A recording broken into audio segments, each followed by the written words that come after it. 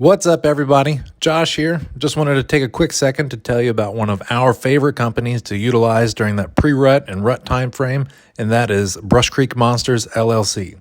Brush Creek Monsters is a family-owned and operated business. They are a no BS company, and one of our favorite things about them is they try and keep all of their scent products as natural as they can be. They have natural scrape vines that they will hang with their deer herd to let the bucks and does utilize them, and then they will ship them out to you quickly. They have a very precise process for collecting their doe estrus. There are no additives, and quite frankly, that's some of the fastest turnaround time I've ever had on doe estrus. I've received doe estrus that was collected the day before, so if that isn't fresh, I don't know what fresh is. Now, like I said, they're a family-owned and operated business, and they come in high demand. So if you are wanting any other products, I recommend getting with them sooner rather than later. Check them out at brushcreekmonstersllc.com. That is brushcreekmonstersllc.com.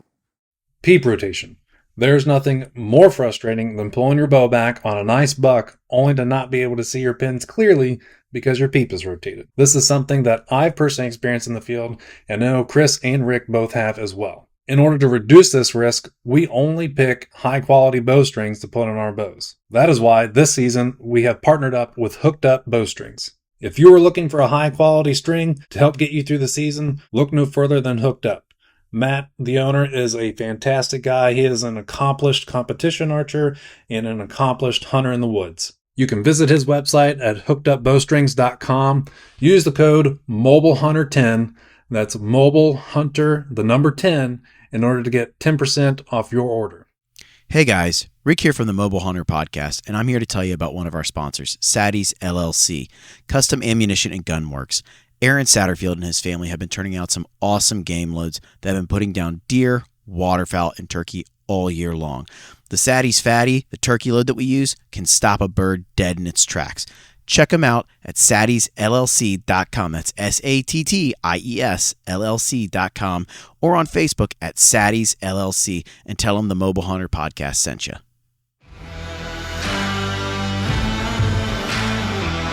Welcome to the Mobile Hunter Podcast. Our mission is simple. We want to help you become a better hunter.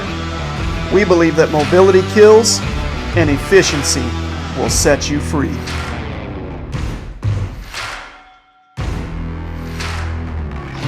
Good morning, everybody, and if you're hearing this right now, that means you're at deer camp for another Wild Calling Wednesday.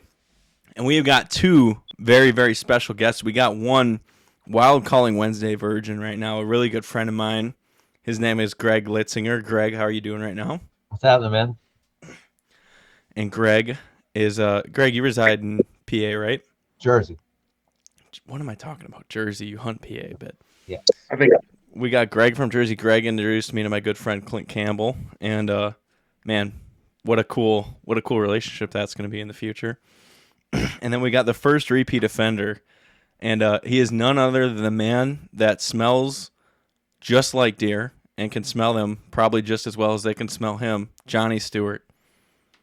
Johnny, how are you? Doing well. Thanks for having me, Jacob. Good. Dude, anytime. And we're working on you. Me and Greg are working on you to try and get you in PA so we can have an in-person show. And there may be a little bit of liquid bribery going on there. Yeah. Ooh, yeah. Yeah. That might do it. Johnny Stewart is gearing up for a wrestling match for this Mobile Hunters Expo, I heard, too. Yeah. I've been working out, drinking protein shakes. Jacob's over drinking Busch Light. I'm kind of ashamed of him. You know what I mean? I'm going to probably hit him with a theory. You work out at 4 p.m. I work out at 4 a.m. I got the protein shake down by now, Johnny. Oh, man. No, I didn't work out today, though. I didn't work out today. You got me today. You got me. We had to push up. Oh, don't let him fool you. Jacob, honestly, you know, all you need to do before you see me is practice counting the lights. You're going to be all right when I see you. Right? Oh, God. Yeah, I like it. I like the trash talk. We had at the Southern Show in Dalton, Georgia, Michael Perry, he challenged all the youngins to a push-up competition. And I got to say, the record rolling in, Chris subbed me in towards the end. Chris did it, but then he subbed me in at the end as an extra. The record, I think, going into the end was 27. We did it with a stand and sticks on her back. How much would you bet that I cranked out? If the record was 27 and we had a kid do it that was 21 years old or 20 years old. Say 31. 30. 44. Oh man, that's in Bush Lights, bro. Yeah, that's in Bush Lights, dude. Bush Light and pre-workout. That's how we do it. You get the reverse hydration. You get your brain starving for water, and then your muscles decide to activate. He goes like this, huh, Greg? Yeah. Yeah. We sat there. The shoulders were hurting. Yeah. They're laughing because I shot my fiance a text and I was like, "Hey, I just ran out of beer in here and I kind of need one for the podcast." She came in the door and handed me a cold Busch Light. So I played it off like I didn't tell her to come bring me one. Like it was just instinctual. But I'm not that much of an alcoholic. I have to admit. She sensed it. Take Yeah. it out of beer. Yeah, there's a disturbance in the Sprang into force action. here. Yeah. Greg and I, we texted our old ladies too, and Yeah. you see we're drinking water. I think my old lady, please don't come back on podcasting. Yeah. Greg texted asking for a beer. Please don't come. Greg Yeah. texted saying, please don't come back on podcasting. Johnny texted for a beer. Now he's sleeping on the couch tonight. So we're in for a doozy. This is what I love about this podcast, man. It's literally, to me, it's like a deer camp outside of deer camp. Like if you guys are in Jersey and PA and I'm in Wisconsin and we can't bullshit on a weekend or a weekday and grab a beer and talk about deer, like this is the next best thing, So I know one day we'll all be sitting in camp together. Hopefully we'll all be at the expo together if we get the chance. We might not, but there's nothing I like more than being able to hop on a call and me sip a beer, Johnny sip his protein, Greg sip his Dos Equis and water, Yes. and us to talk about deer too. So this is about as good as it gets for me. But we got a doozy of a story today, guys. We got a really good one. Long short, a bunch of deer were killed out of the same tree in not very much time by 3 different people. And we got even more years added to this. But, I mean, I guess I'll just say it. 3 deer, 2 days, same exact tree. 25 hours. 3 deer, 25 hours. 25 hours. How many minutes do you think? Just under 26 hours. Okay. So 25 hours, probably 56 minutes. There we go. We'll go with that. That probably sounds right. Nicknamed it the Killing Tree. Yep, the killing tree. And it's weird. You reached out to me, Jacob, and you know how you like with social media, like everything pops back up, those memories. That tree, because I took a picture of that tree. I took a bunch of pictures of the trees, the killing tree, and I have it in my phone. And it came up right after you said, "Hey, look, is there any stories you got, like a cool hunting story?" And that came up, and I was like, "Perfect story." I was like, "It was just all meant to be," That's Mr. Mark Zuckerberg reading your mind right there, I think. He had a good video. I recently watched it. Walking up to my deer. Yeah. That was a sweet ass video. Why are you guys getting memories of November in July? Oh, we're serious, man. We don't mess with my brain's just wired for deer. It's like I'm training my daughter. We go look for deer tracks. Like it is just deer. She hangs out down here and she asks about all these deer. So it's like it's just constant. So the phone knows, hey, every few months, it's time. Keep it going.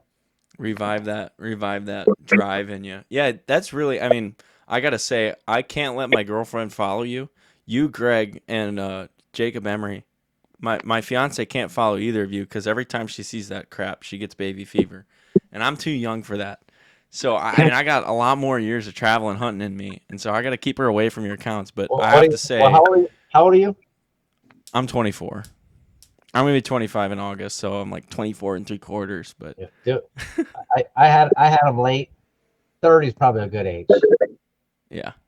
So that's what I tell her. I tell her like 29, 30. Yeah. She's like, I want to have a kid by 30, and I was like, What she tell all you? I'm hearing is 30. I see. The thing is, I just don't think there needs to be more Jacobs Glenners in the world. I think that's just a whole lot of trouble that the world can't afford. I mean, we're barely handling one right now. That's what the world needs: more demons, more troublemakers, more rule breakers, more kids with calluses and dirt and broken wrists, huh, Greg? I think I'm gonna sign my daughter up for a Spartan race next year.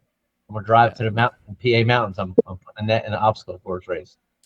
They have a 10K run. I'll probably do that because I can't do the obstacle course, but I want to make her do the obstacle course. My wife's like, why? Like, because she needs to. But it's a hell of a place because it's like vert up like this. I'm like, well, she's gonna get beaten, but she's gonna love it.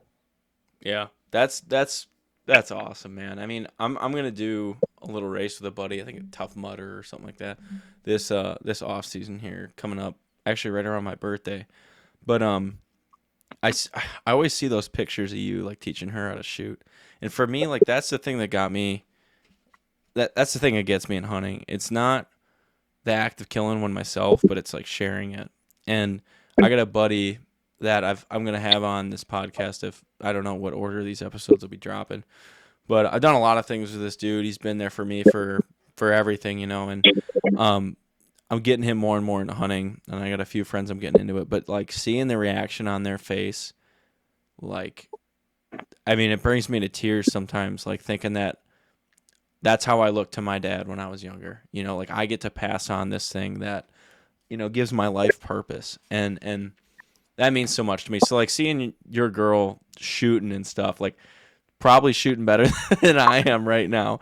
Yeah, definitely better than you with your mouth tab, I'll say. Yeah, I would say it is. Like I've even tried to shoot her a little bow, and she's like, "Dad, shoot it." And I'm like, I'm all over the target, and I'm like, she's like, "Dead center X, Dad," again, and I'm like, yeah. She's showing you up, man. You got to get that crossbow and show her just how to shoot an X. She always says, she's like, "Dad, I'm 6, so 4 more years I can go hunting." I'm like, "Yep, that's true. When you're 10, you can legally shoot a deer sitting next to me." So she can come to Wisconsin at any age and come shoot. Earthy's 10. We hunt with a parent. 14. Well, you can hunt as a non-resident in Wisconsin. I know a kid. Shout out Zeke Outdoors, little Zeke. Zeke, I can't tell you what age he is, but I know he's been able to hunt out of state in Wisconsin for a couple of years. They're from Minnesota.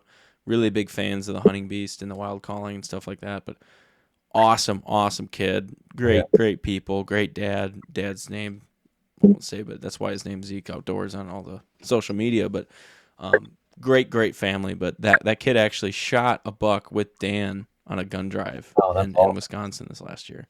That's a memory he'll always cherish. Yeah, and they shot a mule deer in Wyoming together. But again, under 10. So if she starts being lethal and she's shooting pretty good poundage. Yeah. Well, hey. Sorry, hon, we gotta go. Hang out. Caitlin's a killer babysitter, so if you want to come shoot some of those trail camera picture bucks I shared with you, there's plenty more where that came from. On the ground with a mouth tab. Yep. Hey, I'm good with that. A longbow mouth tab. How about that? I'll make it a little more difficult.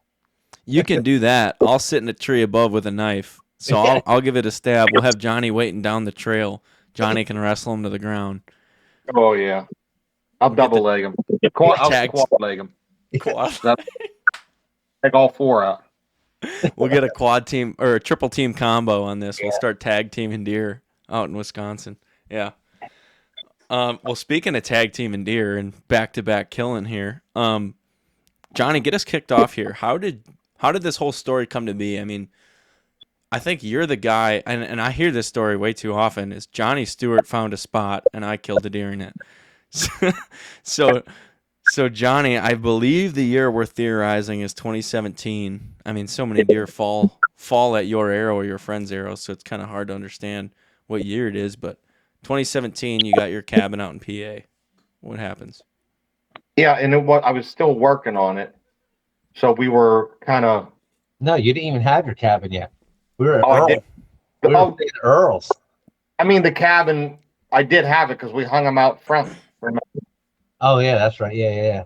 I got pictures of us hanging them up, but we stayed across the street at my buddy's camp, and that's where I would stay when I was working on my place. And I actually would stay. I've hunted the area for 20 some years. It's 2 hours north of where I live in Pittsburgh, 2.5 hours. So, I stayed at my buddy's camp, and I think we went over to my place right across the street, and we just like parked there, and I had electricity, and it was a camp that I bought, and I was adding on to it and stuff like that. But yeah, we had water over it because I remember when we killed it, we hung them up over my place. But as far as staying there, we probably don't think we had heat or anything. But yeah, 2017, and I was working a lot with my excavation business and more just kind of freelance and like just getting up there right around the time Greg was coming out. I think it was around the first or maybe after Halloween or somewhere in that, huh, Greg? And was just kind of had maybe a few cameras soaking, and was adding cameras. And I was really anxious to get Greg a shot. He's never been out there. So yeah, I was just kind of doing some guiding, I guess, checking cameras while he was hunting. So that's kind of how it went. Was it like the second, probably the third day there, or fourth day, Greg? You had to go put an estimate in or something. You had to go drop something off something. So you set me out to this one point, and it was pouring down rain that day. You set me out to this one point, and I had a 130 9-pointer in that 8-foot tall. Yeah. So Johnny, did you find this like? Sorry, Greg, I cut you off here, but Johnny, did you find this like? I mean, obviously, you're probably not doing too much e-scouting right then, but like, you said that this spot, I mean, you couldn't see from a map, right? Well, the spot that we killed in, yeah, but I mean, rewinding initially when he got there, he went into not a random clear cut, but kind of a gated road, and it was kind of like, yeah, go check out around that point, and it was raining that morning, and I guess, yeah, maybe I had to go to town and get service, but he was out till maybe 10 hunting, and I'll let him talk about his hunt. And I think before I picked him up, I had checked the camera at the so-called killing tree, and it wasn't a place that I ever hunted. I think the camera was only there 3 or 4 days. And I'll let Greg take it from there. But, after he come out, I took him over to the killing tree. But yeah, I came out of the woods, and I literally was going in Earl's place. I was soaked, because it was like that heavy rain. Like, I got good rain gear, but you're walking through the brush. I was soaked. He's like, "We're killing tonight." I'm like, "What?" He pulls out. He don't have a reader or anything. He has a camera that he puts the SD cards in. He's like, "Look at these deer." And it was like that big 14 or 12 or something. Yeah. The deer you killed and a few others. And they were there that morning. So he explains it, gives me the pin. He dropped me off, and he's like, "Go kill." And I was like, "All right." And what Johnny says, you can't miss this tree. It is a cherry tree. It's got 4 trunks. Can't miss it. I remember walking through there, and there's just like multiple trunk cherry trees everywhere. And I'm like looking at the map, and I'm like, his little pin he sent me, and I'm like, I don't know where any of this is. And it's like, and everything looks the same. And I remember just like walking up this trail, and then I kind of like, it was like still raining, and it was like a little beam of light came down shining on this tree. And I'm like, here she is. Tree. I was like, no, that's a tree. I'm 100% that's a tree. And I had my climber. I had a climber because he told me to bring out my climber. Well, all these cherries were only like this big. So I was like, I remember I get to the tree. We're looking at like 3.5 to 4 inches across, by the way, for everyone listening to this right now. Yeah. It's 6. Yeah. Well, I have I climb up. I'm not even set up. Like, I'm still getting set up. And I hear it. Brr. I look over. Here comes this buck out of the clear cut. And all I see is this. And he's scraping. And I literally just get my bow and shoot him. And I find him, shoot him again. I text Johnny. He's still like driving down the road. Like, he hasn't even, like, he's still like in the car, just dropped me off. I'm like, shot a buck. And he's like, what? I'm like, so we go there. He comes back. We drag my buck to the road. And he's like, I'm going to jump back in that tree, take my car down the road, and pick me up later. So I was like, all right. And Johnny's car at the time was a Jeep Compass. Let's just say it was a well-used vehicle. Johnny, was this a vehicle from the last store you had, or is this a different one? You had a Jeep that No, you stayed in Iowa. obviously, I'm updated. I gotcha. But so as we were talking, we were whispering, and we drag it out. He jumps in the tree, and I mean, I shit you not, I'm just driving down the road, and I just like parked, and I was like, I was gonna just go scout, down this gated road, and he texts me, shot the big 8. So I was like, what? Like what? So I drive the car back a little bit, or no, I leave the car there, and I come up to him, and sure enough, there he shoots the big 8, and it's like dead right in clear cut, So Johnny, what happens for you on that hunt? So like Greg's leaving, you guys drag the deer back, you're walking back in. What are you thinking? Like, are you thinking you're really gonna shoot one here, or you're just like, this spot might be good, Confident I was going to shoot the big 8. When I pulled the camera at 10, 11 in the morning, the rain tapered off, and Greg was I pulled a camera, like he said, had a 14 or a 13, a big 8, a couple other stragglers at daylight. And what it is, it's like we're downwind. It's a pretty flat area, so the wind's true. So the wind's blowing out of this clear cut, maybe a 6-year-old clear cut. And basically these deer were just kind of running the edge downwind of this clear cut, November 6th, 7th, somewhere in that. So I think they were just scent checking this clear cut, and there might have been something hot in there because them bucks were there, two good ones and a straggler. So I was confident that they were definitely there. And like Greg said, I dropped him off, and we parked his truck up the road, maybe 300 yards. There was a parking spot, so I drove him down, dropped him off, and we're only 150 yards off an east-west hard top road, and we're into the south, 150 yards maybe. There's a little bit of a flat spot, like protrudes into the clear cut with them fire cherry, we called. So we were kind of like, it kept us in, you couldn't shoot in the clear cut, so it kind of got us right to where if they would walk through there if they were in a clear cut and walk. So I felt like it was a good area to set up. But yeah, dropped Greg off, and it was about 1:00 that he had went in, and like he said, he smoked that deer, and I'd come back, parked on the road, ran in there, and he was pretty pumped. And I said, "All right, just be quiet." I said, "I know you want to get excited." I said, "Get this deer out to the road." I said, "Because I'm going to come in and shoot that 8, And so got the deer out to the road, took some pictures and that, and he had gotten my vehicle, run and got his truck. I think he switched, parked my Jeep at the parking spot, took his truck. I think he, like he said, was doing whatever, and I went and just got up in his stand, and the doe come out of that clear cut. It was a good hour before dark. A doe had popped out and didn't look back in a clear cut, wagging her tail, and come into where the fire cherry are, maybe 30 yards. And I knew there was something behind her.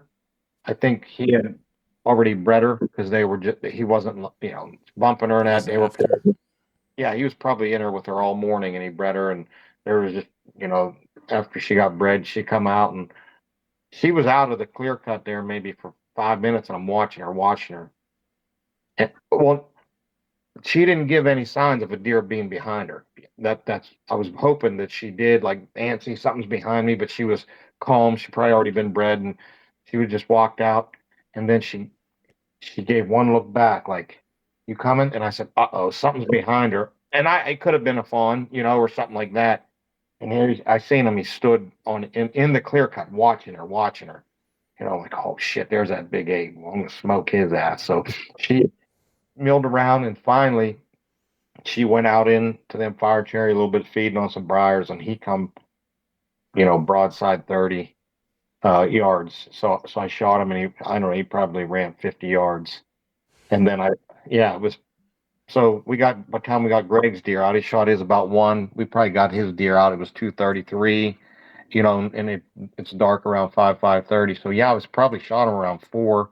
I got in there probably at 30, and So yeah, it happened fast, and we'll have to get you the video, Greg. I called him, and he come back, and we were just amped up, and we went, grabbed my arrow, and I heard him crash, and Greg filmed it. After I found my arrow, I didn't even go after the deer till he come in, and it was a good heavy 8. So yeah, we got that out and threw it in his truck. So we got both deer, and we took them back to the camp, and I got pictures. I had my excavator at the my place, and we hung them up on the machine, like 2 bucks hanging there. But then my buddy Jason, the old snide, we call him, because his last name's Snyder. We call him the old snide. Hunted with him for 30 years, Excuse me, he's a couple years older than me, but he was up at camp, staying across the street with us, and I'm like, you got to go in this spot, dude. I'm telling you, you're gonna go in there tomorrow, and he's maybe kind of like us, or some people just they don't want to be bothered with someone else's spot. He wanted his own spot. He found it, and he was. So, and I'm like, man, and he never been there. He never scouted, and he's kind of like, I don't know, he's not believing us, but we just shot 2 bucks. In 2 hours. I mean, that's literally 2 hours the way you describe it. 2 bucks in 2 hours, and he's like, yeah, right. I bet. I mean, so we finally convinced him, maybe after a couple Miller High Lifes. Yeah. That night. Yeah, we're at the bar. Didn't we go to the bar for dinner? Yeah, we did. Yeah. If you guys are not at the bar after a double buck in 2 hours, I mean, I don't know what you're doing. I mean, you're not doing it right at that point. So I remember walking him in there the next morning, and I forgot my phone, like at camp, and we're up there, and I said, we got to get in there before light, get in there early. And I knew, I walked straight in, and I'm like, shit. And I was kind of like having just a flashlight. We didn't put no cat eyes or nothing. We're just, and he's getting frustrated, because I'm like walking around a little bit in the dark like an animal. Because I forgot my phone, and I was like, hey, give me your phone, I'll find it. And we're walking around, and the doe snorting. He's like, oh, yeah, this sucks. This ain't gonna, he's all, I'm like, dude, it's all right. It's all right. It's the rut, So I get him to the tree, and then me and Greg, I think we went for lunch and something, breakfast, and we're hanging out, BSing all day. But we check in with him, and he's just like I shouldn't be here. Like that's his attitude. Screw like, you guys. Yeah. Oh, it's 2 doe. That was it. I'm telling you, stay there all day. Noon, 1, nothing. Like, I'm like, oh man. So he ends up, I don't know if we knew then, but he ends up missing a buck. And then before dark, he shot one, and his arrow, I think, had a lighted knock or whatever, but he come to camp, and I don't think we knew, Greg, that he hit one or shot one. We got to camp, and then yeah, we didn't really know what happened, and then he's like, we waited because he didn't get had a little bit of guts on the arrow, right? He hit it. It was like a liver shot almost. It was like a little bit back. Yeah. So we waited till like midnight. We drank some beer, ate some dinner, waited till midnight, and we went back in there and tracking that deer, and end up coming up on him, and that was history. We were fucking back there too. Like that deer took us, and then we lost. Like I had a little bit of battery left on my phone.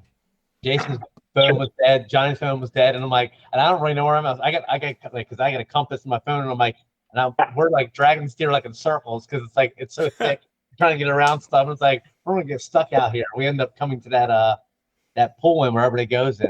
We end up dragging it out to there where his truck was. Yeah, I remember we parked. We were walking down the road. We parked at a park, and we were walking along the road, the hard road, and I seen his lighted knock. I was like, "What's that glowing?" He stuck it in the ground. So we had followed it. Yeah, it was hit a little far back, and so it took us probably 400 yards. And I remember, Greg. Yeah, we're about out of light and stuff like that, and I remember Jason gutted it, and we were dragging, and Greg had his compass. He's like, "You're going to?" Nah, I said, I'm looking up in the sky like I'm some, celestial guy. You're a freaking Navajo out there, like that's Greg's the like, North Star. And after about 100 yards, I'm like, this don't look right. He's like, I told you to go that way. I was like, all right, maybe you're right. So we did get it out of the woods and took some pictures there. I got them pictures, but that's cool. That was but what it is, it's just look like a maybe 6-year-old, 8-year-old clear cut now, and it's all flat. A true southwest wind blows. Johnny, what are the coordinates to this tree? Like, what if you were to describe it as north and south or north and west, and you had to give the exact coordinates? What would it sound like? I'm just kidding. Not yet. Yeah, yeah, none yet. For sure, it's the nacho. It's the nacho tree. But it's an east-west road, pretty straight, flat, and we're just south.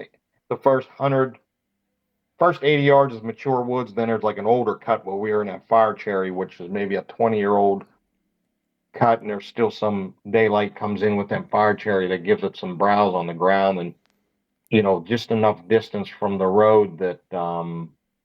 So you were right there where the east meets west in the outdoors. No. But that's even like Jason, because I had the lone wolf climber. Remember him? He couldn't climb up the tree. He didn't know how to use the two-piece climber. Oh my god! But he's a summit guy, right? Yeah. He had that big. That was still when he carried that thing around. You sound like a chandelier walking through the woods with those things, dude. I remember when he carried it for like 10 years, and he finally. I don't think he's into the saddle yet, but I remember back in the day, we'd go to Ohio just like for an evening from PA over to Ohio for like an evening hunt, like 3-4 hours. And we had them summits, and it was rugged where you're hunting. I'll never forget. He's like, "Here, hold my pack." Like he was putting a stand on. I'm like, "Holy shit, what do you got in this thing?" So going back 15 years, I'm like, "Was it you taking a kitchen sink with you?" You'd be carrying the summit climber and like 30-pound pack and a 30-pound climber. You got about 60 pounds, you know what I mean? But now you got all the guys nowadays doing the same shit, but what they're doing is they're like, hey, let me shave 3 ounces on each stick, or 2 ounces off my stand. Let me reduce the safety of this so I can fit 10 pounds of Little Debbie in my bag and then throw it on my back with my Coca-Cola and crap in the back. They're like, man, I got the lightest setup in the world, but I got about 6 pounds of snacks back there. Yeah, with the good old days where Greg knows And there's I killed my first deer out of a summit viper. I mean, I killed probably my first 10 deer out of a summit, and then I killed a few out of a lone wolf climber, and then a lone wolf stick stand, and then bee stand. There's a lot of times I went to new places and I hiked around with that backpack and that stand. I just end up back at the vehicle, throw it in and leave, but so yeah, that stand, like I said, that was 17, 18. Hey guys, Rick here from the Mobile Hunter Podcast, and I'm here to tell you about one of our sponsors, Sadie's LLC, Custom Ammunition and Gun Works. Aaron Satterfield and his family have been turning out some awesome game loads that have been putting down deer, waterfowl, and turkey all year long. The Sadie's Fatty, the turkey load that we use, can stop a bird dead in its tracks. Check them out at saddiesllc.com. That's SATTIES LLC.com, or on Facebook at Saddies LLC, and tell them the Mobile Hunter Podcast sent you. So you guys just got done. You guys just got done with a triple slam of deer in the same damn tree. Would you say that your buddy Jason shot it just at dark? Like probably right around the time you shot it, Johnny? Yeah, it was later in the evening. Yeah, he missed one or earlier in the day that I think we might have known. And then he showed up at camp with said, "Hey, yeah, we got a track. I hit one." So she'll probably, evening time. So yeah, I think you guys got to give him shit all the time about not believing in that spot then, huh? Exactly. He's like, "I would have never hunted there. Well, well, that's the first deer he missed. We didn't find out about it till we were tracking his deer because he let it slip out. I don't think he told us he missed. It slipped out. We were tracking the other one. He's like, "Oh, I missed," and we were like, "What? You wait, what?" Yeah, you're never hearing the end of that shit right there. And I think it was more because because our spot was that good and he didn't want to lead up to it. It wasn't like he was embarrassed he missed. He was like, so you did sit there and listen to us and you had opportunity at $2. Yeah. And he motherfucked me up and down because that climber, tracking that deer. Motherfucked me up and down. Piece of shit climber. Who designed the climber like this? 2-piece. Shit's loose. Like, remember back, he had 2 of the climbing belts in one hand and a bolt in one hand and like half a stand. Dude, you just there. This thing's like, he's the type of guy, like, he uses this only, and anything out here is junk, and that's all he knows, Yeah. But yeah. I mean, to me, like, I just got a new editing software, and I use this old cheap crap. And I was like, man, this new editing software, like, everyone loves it, and they use it for movies and crap. And I'm like, I hate it. Like, it sucks. Then I forced myself I spoon-fed it to myself for about 6 months, and I was like, all right, it's pretty great. But I was like, I may have just been an old fart for a minute there. I went in the following year, had cameras there. I just like going to new areas. So I didn't really hunt it. It was like a go-to spot, but I think I had cameras there the following year. And it's always, from what I learned, is that 5th, 6th, and 7th, somewhere in there, you get into the 10th, 12th, it kind of fades off that area. Maybe it's the does that are coming to heat, or I don't know what it is, but I remember going in there the following year, kind of like hunted other areas, but I'm like, man, I'm going to get in there. I'm sure I had cameras there, but I don't think I had any big deer. I think someone was hunting in that clear cut the next year, and I think because down the road at the parking spot, I think guys were going in and hunting, and it was I think someone was in there for a year or two, so I laid off the spot. I remember. And is this the point where you sent someone in there? What's that? Didn't you send your neighbor in there in that clear cut? Yeah, I'm working towards that. Sorry, I didn't know if you went past, because I know you had some. Well, the following year, I set your cameras in there for you after I shot my buck. Yeah. Remember, I shot my buck, and you gave me all these spots. I went out, I put out like 20 cameras for you, just to put out cameras. And I went to that same spot, same cherry tree, went to the tree, and and then I put 2 cameras side by side, facing the clear cut. And you said you didn't get much activity there that year, probably because you said. I think there was a guy. I remember hunting at one time, and I like walking up to that cherry tree with them 4 trunks and like reminiscing, And I looked down, and there's my release from the year before. Like, looky there. That's the one I've been using. It's a good luck one the last few years. It still works? It's not rusted out or anything? Oil on there, boy. Lubed it up. Hey, I don't gotta use oil, man. That's not my kind of problem. I don't need no lube, but maybe I'll start to take notes when I start dropping shit off in the woods and don't remember it till the next year. Well, you hunt with Johnny a few times, you'll appreciate the way he is. He's hard on his equipment, and his equipment looks like it's been through the ringer quite a bit. Well, if he's hard on it, if Johnny is hard on it, then I'm glad he uses lube. I mean, you can't be hard on and then not use lube.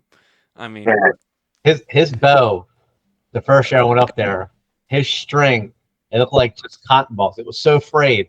The whole string just like cotton balls. And you had the tube peep. We had to go get tube for your peep sight. Remember it broke? We had to go all the way to Walmart and get a peep tube because your peep tube dried out. Yeah, there's a good chance of that, huh? But so fast forward a year or two, and I think someone was in that clear cut, and our spot wasn't as good. Then recently, I'd say 2020, 2021, a buddy of mine that goes up to camp, he had some health issues. He had cancer. He beat it.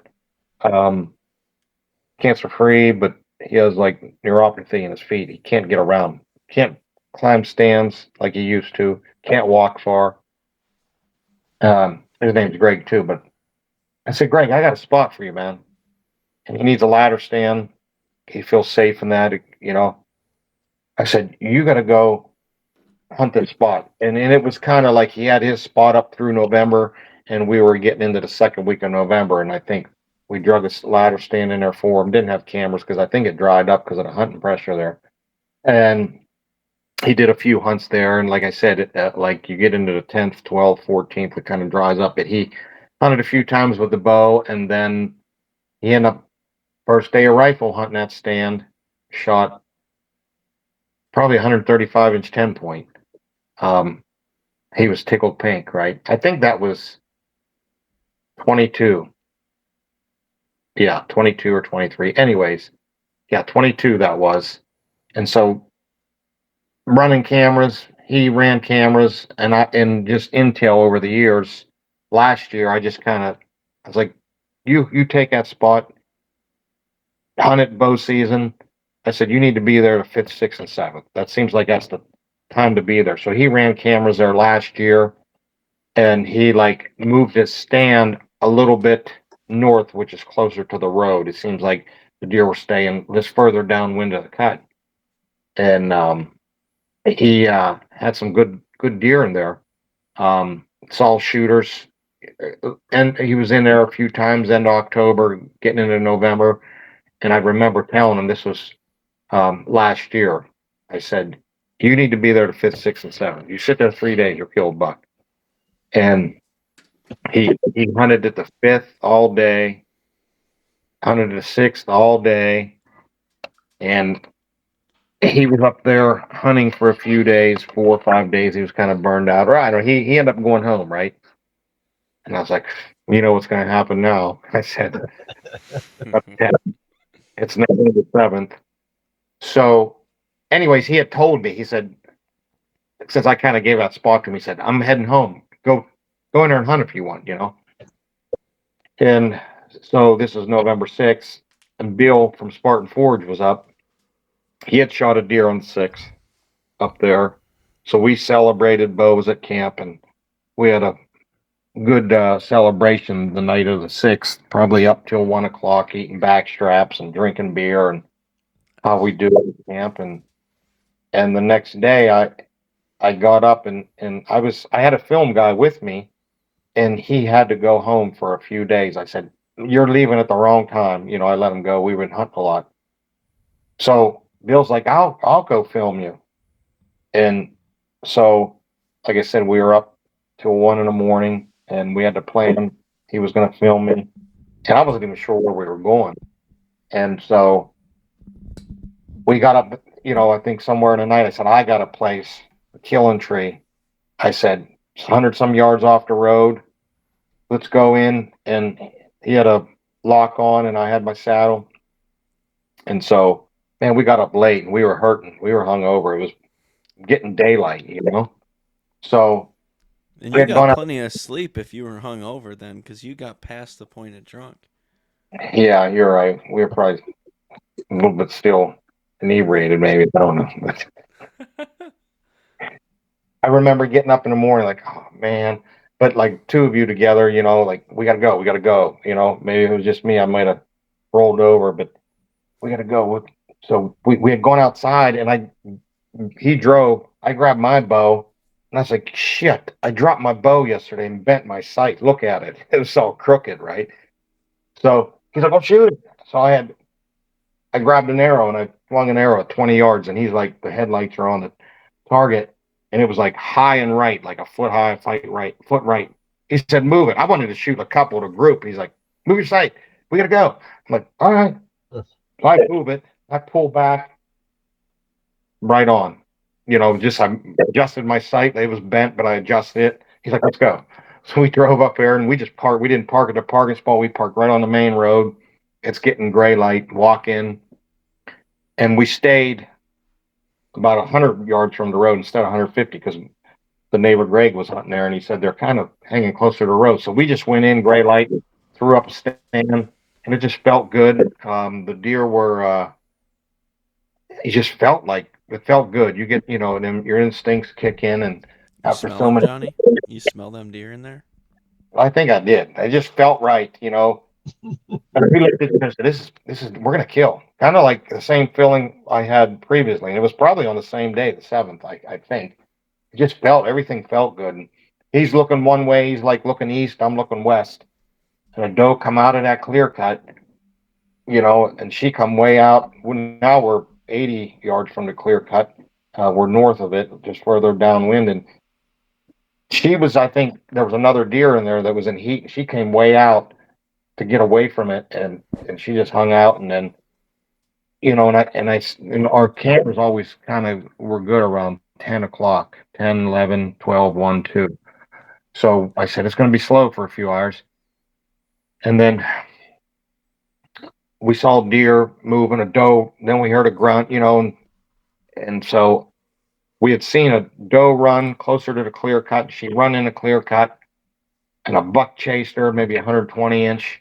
Then another one, the bigger one that I shot, he was behind her, and Bill had the grunt tube, and I was just like trigger guy. He had stopped the deer, and I took a shot. Or no, I couldn't get a shot because it was beyond beach brush. It was 40, 50 yards anyways. So it ran in a clear cut, and then here we had but he was kind of heard that grunt over we were, so he was kind of like, and there's something over this way. But he had gone in that clear cut after that doe, and we had a spike come in beside us. And Bill gave some more grunts, and that buck, he come running out of the clear cut. He seen that spike, and he came and he was quartering towards me, and 24 yards. I just shot, and he was recording it, so I got it on film. But man, as soon as I shot, the deer dropped about 10 inches. I put it right behind the shoulder. I'm like, oh shit, that's no man's land. And I'm like, man, November 7th, I'm going to be in the woods for 7 hours looking. I'm just like, oh, man. But knocked another arrow in case if you hit him there, he could come running through chasing that doe again. Knocked another arrow, and the 120-inch deer came. And Bill's like, I heard something crash over there. I said, yeah, last 3 tracking jobs I was on, people heard crash. I was 2 miles deep in the woods. Heard crash. I was like, I don't want to hit that bad juju. He kept replaying the video, and I'm just kind of like, oh man, it dropped. It was probably 4 inches below the spine. I hit him, and I'm just like, well, we'll wait an hour and go get the arrow and hike through the woods for the next 7 hours. So we waited an hour, and and I remember shooting between 2 saplings that were 3-inch diameter saplings. And I went right through there, quartering toward, right behind the shoulder. He dropped, and we got down there, and there was actually a nick in the one sapling from my broadhead. Like it came like another, quarter, 1/8 inch to the left. It might have, who knows what happened, So we get down, and I knocked an arrow, and he just kind of went over. And he watched the video 10 times. He said, and he brought the anatomy up of a deer, and he said, I think you're in the lungs. I think you got lung. I'm like, I don't want to hear that shit. Yeah, I probably got the lung, Yeah, I probably got a very little bit of lung, I'm sure, but a lot of nothing. So he had walked 4 feet from where I shot. His brown hair. He walked 4 feet, and there was lung blood bubbles. He turned around and gave me a fist bump. I'm like, you're in his lungs. I'm like, yeah, I know, but I'm still not like too pumped about the situation. I seen it. And so we tracked 100 yards, and the deer was dead as a doornail. So the crash he heard. So what had happened, it dropped that 10 inches. I didn't grunt at him or nothing. He just come running in looking at that spike. And I shot, he legit at 24 yards dropped 10 inches. But it had hit high, maybe I used a schwacker on that deer, and I don't know if the blade or something, it actually went in kind of high, but deflected down and actually hit the last rib down low. So it was like, actually, it was 15 yards high, 15 feet high, shooting at 24 yards, but you would have thought I was shooting right underneath me. The arrow went straight down. That's how the arrow entered and exited him. So really? The deflection that went down through him and double lung, and he lay there. So that was pretty exciting that I got him. He was probably 130-inch deer. But so yeah, we got a total of 3 in 24 hours. Greg got a rifle deer there. That's 4, and then I shot my deer. That was 5 deer. 800 inches of antler out of the same tree. Your neighbor, you said your neighbor shot a 10-point too? Rifle season, 2 years prior. So that's Same what, tree. 3, 4, 5 buck. Yeah. Yep. So $5. Yeah. that's So our how far back did that arrow hit, Johnny? mine. Yeah. When I hit behind the shoulder, So quartering you hit toward. right behind the shoulder? Yeah, I mean my shot was true, but he dropped 10 inches. It was a quartering toward shot. I went in behind the shoulder, but he had dropped 10 inches and it came out at the last rib. But Oh, it came out at the last rib. yes, it came out So at you broke the diaphragm then? Yeah, and I went right down through it. But at 15 feet high, shooting at 24 yards, hitting that high, it should have. My trajectory was probably like this, but then we got the here, it was like this. I'll show you. So I'm going to share a screen real quick. And sorry for the people listening to this, but I'm going to show my Ohio kill this year. So this buck I hit, we got a second angle with a slow-mo of the shot coming up. It hits back here, but it hits like where you'd think no man's land is. It goes into the deer a bit. See that arrow where it hit there? We see it in the edited view, but that's where it hits right about here. And you'd think that's too far back and a little high. Well, he's curled up. He's curved.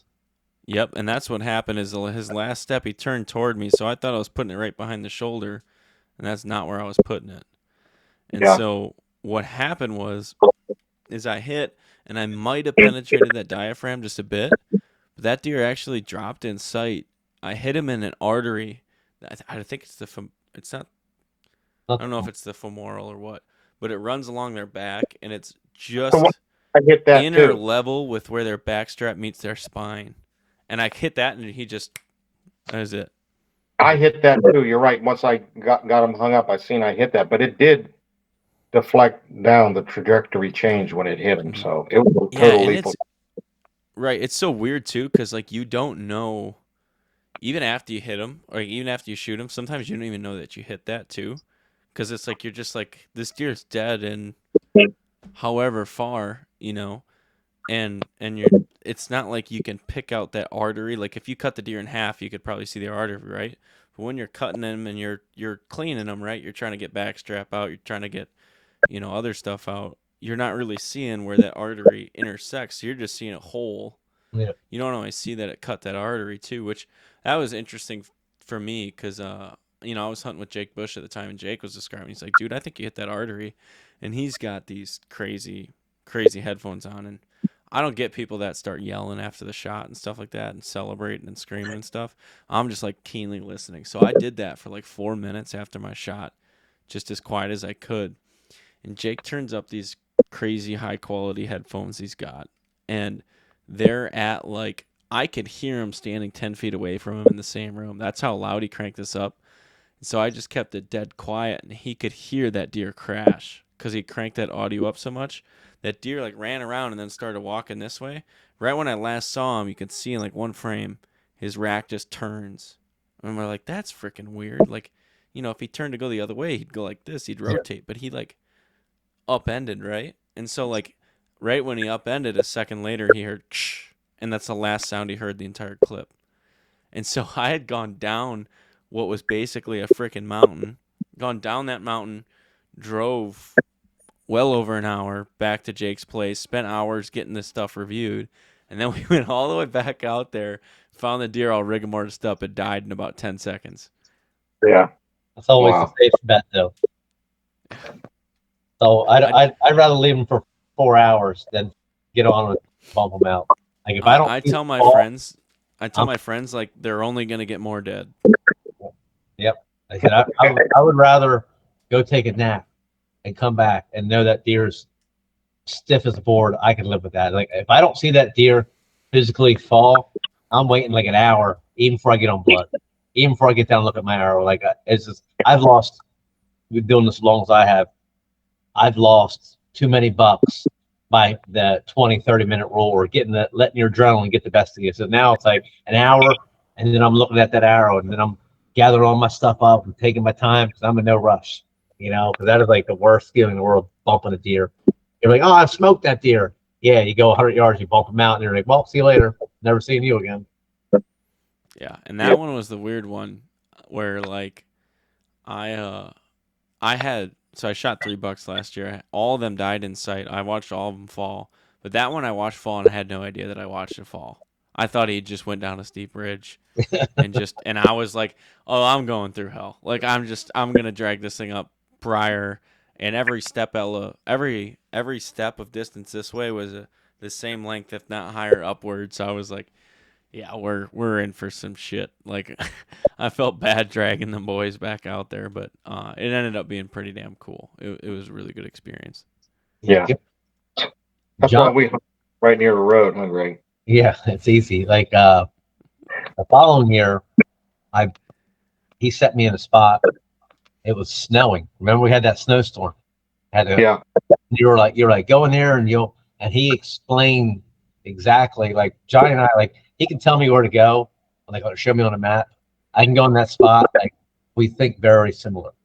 So like the 4 cherry tree, the spot where I lost a good buck, and he was like, go in here, you're gonna come up in this open spot. And I remember taking a picture and showing it to him when I got back. I hunted safe the first night, and the next morning I ended up hitting the buck in the liver. But it was the same thing. Like he's very good at finding spots, and if you have any type of woodsmanship, you're going to be able to find the spot Johnny's talking about. He's very good at it's very vague explaining, but if you know how to decipher his language, you'll get the spot you need. It's a lot of them buck and that doe and that tree, and Johnny's got his own cryptic nomenclature. Well, then when I shot that 9-pointer, you were hunting there the night prior or 2 nights prior. I went there the following morning, and we made a move. I made a move a little bit further, and I think that was a 4 cherry tree as well. I killed that buck out of. It was a tree that was all splintered up. I was all nestled in that thing like 6 feet off the ground when I shot my 9-pointer out there. Yeah, when you start hunting with guys that are kind of doing this every day, and even though it's a new spot for them, they like Greg and other people can read topo and just kind of give them the general consensus of what you saw and this and that, and then they end up seeing the same thing. Like, this is it. This is where yeah, I understand. It's not like sending someone that has no clue. They're just, but your deer sense turns on and you're like, yep. And that's cool about, being in the woods a lot and with other people that have similar past experience in the forest, Right, and I think you got to make a bit of your own impression on the way there too, as the guy going into the foreign situation, right? So like, my hunt in Ohio, Jake was like, "Hey, you got to be in this tree, right?" But it had grown up a little bit, since he'd last been there, and so I was looking at the way that the trails were running and the way that the ridges were traveling. I was like, you know what? I think I can get myself high enough in this tree that I'm at eye level here. And I want to be like eye level and just a couple feet below is where I think they're going to come on, right? So I actually, he was saying you got to either set here or here, and you got to pick a trail, right? And I was like, man, I'd really like to have more options because I'm not the expert on this area, right? And so it ended up being like the last trail that I wanted to cover is the place that I killed that deer. And so I had like a deer come the way we expected, but then not finish. He went all the way up and into a wide open clear cut. Just the most random crap, like you couldn't have expected it, right? And so then this deer actually came from the direction we intended, but I could have shot both of them if they came in range. So it was like I took the information Jake said, and he's like, hey, you got this option, this option. I was like, I looked at the tree he told me to set in, and I was pretty sure it was the exact one. I was like, you know what? I just don't feel like I can hit that last angle, And so I was, where you got to be smart and you got to not cross that trail, right? Because when you cross that trail, it's over. You got to shoot them before they get to that point now, right? And so you get to that, you have to stop before you hit that trail, before you make that commitment and say, can I actually shoot from that height in that tree to this spot and all those spots? And if you go over there and you cross that trail and you can't, you just screwed yourself, And so I ended up getting that position and ended up working out, but it takes screwing it up a few times, to really figure out what you're doing. Yeah. Well, I mean, I had a blast. I mean, we could probably, we got to save some more stories too. I mean, we could probably ramble on about all sorts of other crap. But what I'm looking forward to most, I got to say, guys, is creating more stories like this. Now, I don't really plan on us killing 3 bucks out of the same tree or anything like that.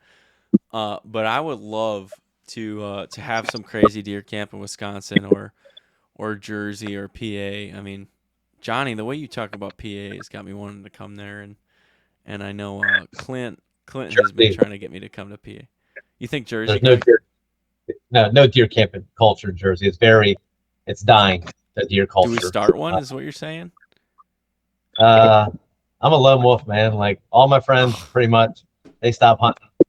It's like if I shoot one, they'll come out and help me. But I pretty much, I mean, Todd, my buddy Todd's the only one I hunt with in Jersey anymore. Everyone else is too busy, and I'm like, too busy to go hunting. Like, I'm sorry, we need to reevaluate our friendship. Right. Never be too busy to go hunting. So you need more friends in Jersey. You need more friends in Jersey is what you're saying. So we got to get, I hear we got to get a little PA. We already got a PA deer camp. We got to get a little bit of a Jersey deer camp. We got to start something brand new in Wisconsin. And Johnny and Greg, I think like if we bring at least one Wisconsinite, we can outdrink the population of Jersey. So we'll be able to start our own camp from scratch. We just need a couple transplants in there, and we'll figure it out. Yeah, we'll have to get together. That'd be a good time. PA, well, PA out your way maybe, Jake. But yeah, that'd be. I got a lot of vacation time. Yeah. A lot of time. You got a lot of time on your hands, metaphorically and literally. A lot of time on your hands. Right? Yeah, a lot of time on my hands, I should say. Yeah. All right, man. Well, you guys, it was a blast having you on. I'm sure we'll hang around and shoot the shit after this call hangs up here, but really appreciate you having on. I know, Greg, you're everywhere at Bow Hunting Fiend too.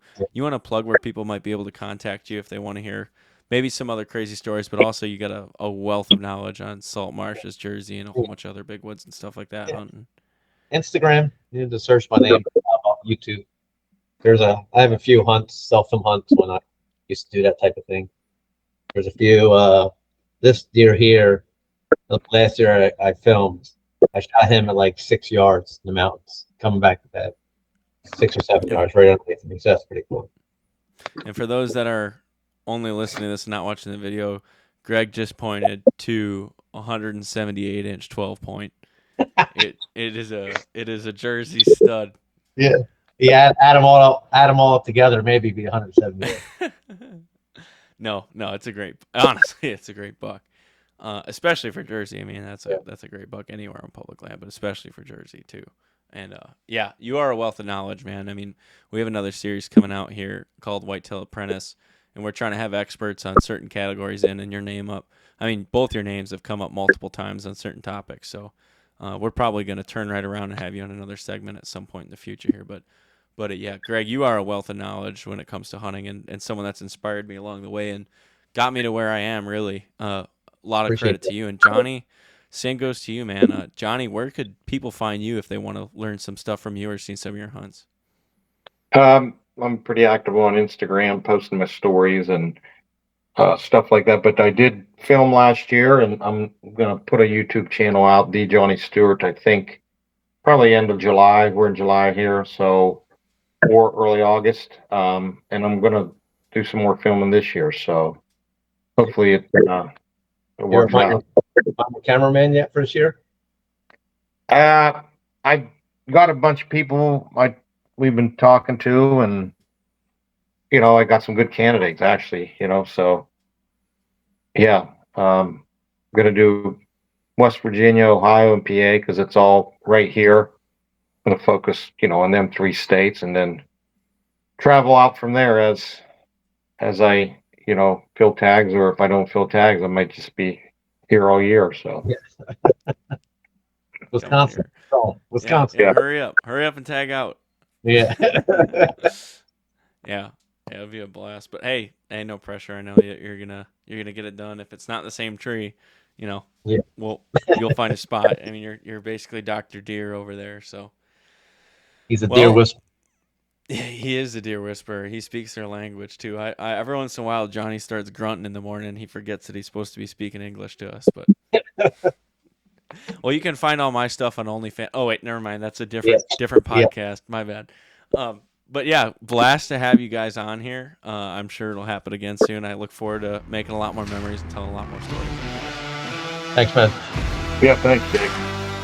Thanks for tuning in to this week's podcast.